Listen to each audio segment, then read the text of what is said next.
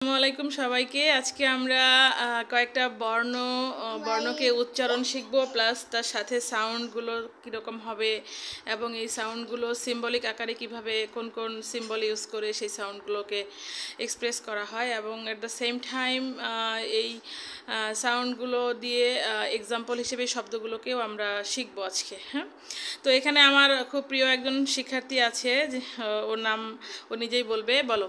আমার নাম আজমাইন, আমি চতুর্থ শ্রেণীতে পড়ি। আমি কোথায় পড়ো? আমি ঠাকুরগাঁও সরকারি বালক উচ্চ বিদ্যালয় জেলা স্কুলে পড়ো। ওকে, ফাইন। আজমাইন, স্টার্ট। এ ই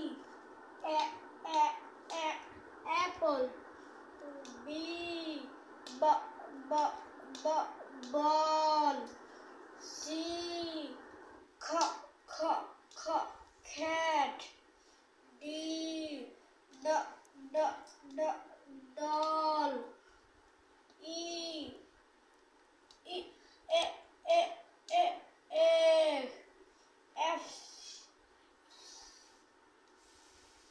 ফিশ। Okay, fine.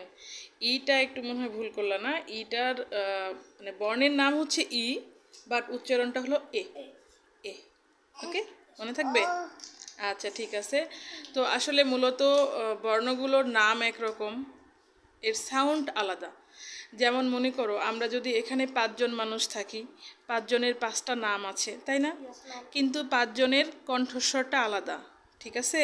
5 জনের সাউন্ড, গলার সাউন্ড 5 রকম। ঠিক সেরকম বর্ণগুলোর নাম একরকম, সাউন্ডগুলো হলো আলাদা রকম। বুঝাতে পারছি? তো এরপরে আর নিশ্চয়ই এই কয়েকটা বর্ণে ভুল হবে না। ওকে, ঠিক আছে। যারা সময় দিয়ে দেখলেন, ধন্যবাদ সবাইকে। তো এরপর থেকে আপনারা যারা যারা দেখছেন তারাও তাদের বাচ্চাদেরকে শিখিয়ে ফেলবেন। আজমাইন, থ্যাংক ইউ তোমাকে। ওকে।